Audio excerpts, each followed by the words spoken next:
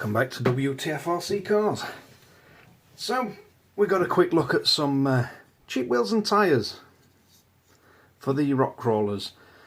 These are the 120mm, very soft, must admit, and they are dirt cheap. And these do come with the stock foams installed, so let's get them out. If you're not going to use these, you can just rip them out, or you can be careful removing them.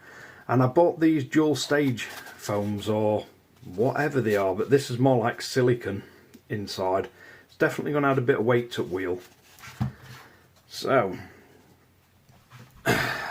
first thing we need to do is get the new dual stage foam inside the tyre. Let's make sure I'm building this right way around. Whenever you do these, you want to build two wheels one way around and two the opposite. I find it helps to keep the wheels that you're working on in front of you, so you know how many of each way around you've built. Right, just squash that foam in. It goes in pretty easy. And then the easiest way I've found of getting this in is just to fold it, drop it in the middle of it, and let it expand out, and it just seems to centre itself pretty well. And just give it a quick feel around the wheel, make sure you've not got anything bunched up in there. Right, so next thing we're going to want to do, let's put that to one side. We need the centrepiece screwing in. And this is how these wheels come, they're partly assembled.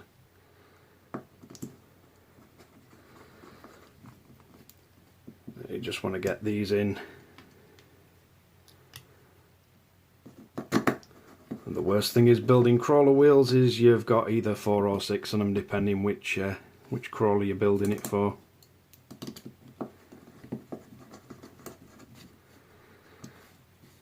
But these are they're quite nice wheels and tyres for money, to be totally honest.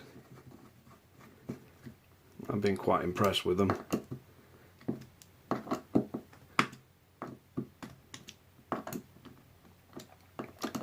Now, for the fun bit, getting this inside the wheel.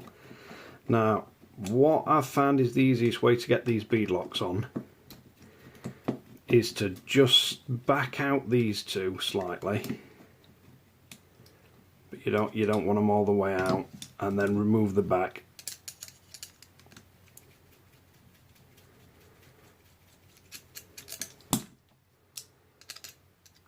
Because this back is far easier to get on than the front with all the tiny little screws.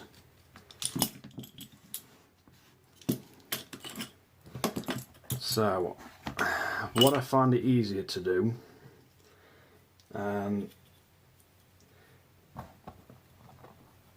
if we get that in the wheel first,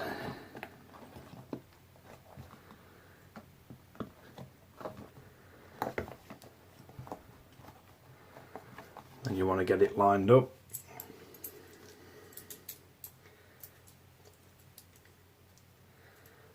then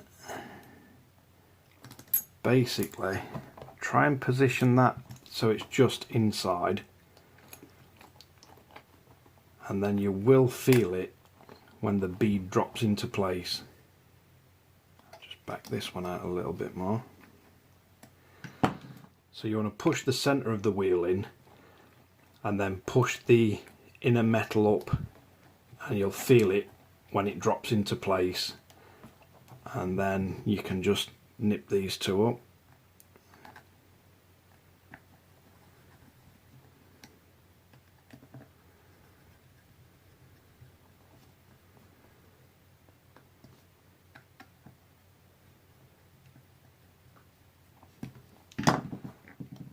And it should hold for you. And then I find it easier to get this back on than put it front on. And again, if you just work your way around it, opening it up, You should feel it when it drops into place. I just need to spin that a bit.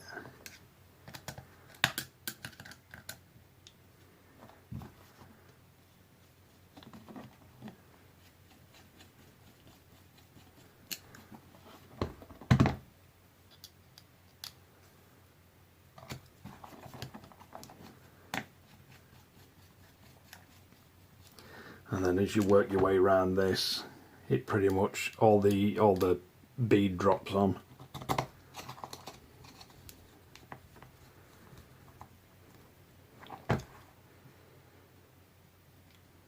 See how many of these we got left.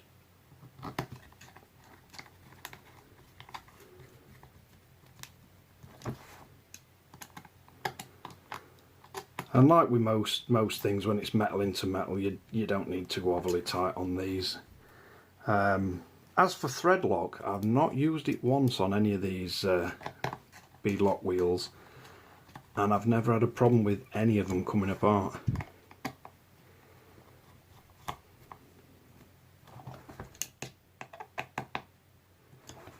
So basically, once you've worked your way around that,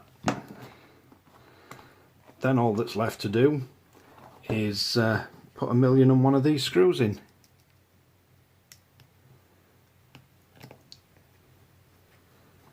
I'll just get a couple of these in.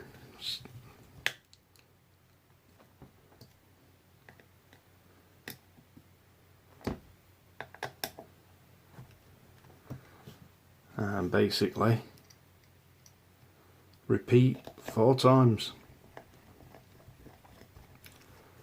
Or 1,000,004 times with these little screws. But that's how they're going to sit. Quite nice looking wheels and tyres. And these are going to be, we're going to be trying them on G500. But that's just a quick look. Basically what they come out like. They are extremely soft. But with that dual staging, it shouldn't let it fall too far and kind of collapse off the bead. Hopefully we shall get a bit of running time with these and should be able to compare them to the, I think on the Sherpa we're running the actual original Hyrax Predators, so it'd be interesting to see how these stack up against them. But thanks again for watching Wtf Rc Cars. If you like this kind of video, like and subscribe. Don't forget to hit the notification bell. And we'll catch you guys again in the next one.